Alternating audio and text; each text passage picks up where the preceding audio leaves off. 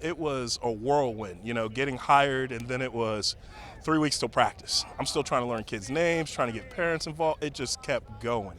Then you have to factor in we had the challenges of COVID.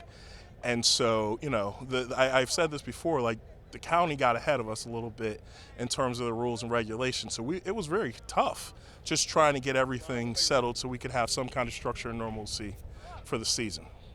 These young men had it rough. They've had about 3 coaches in 4 years.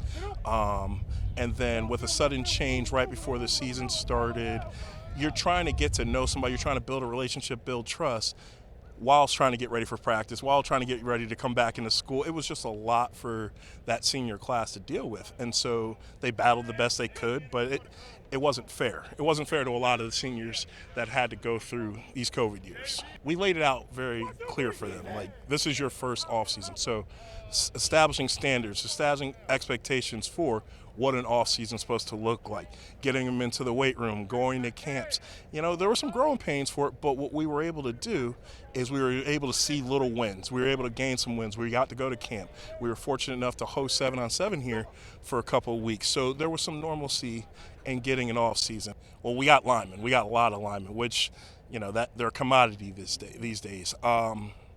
They all get along. There's not a lot of yelling and finger pointing.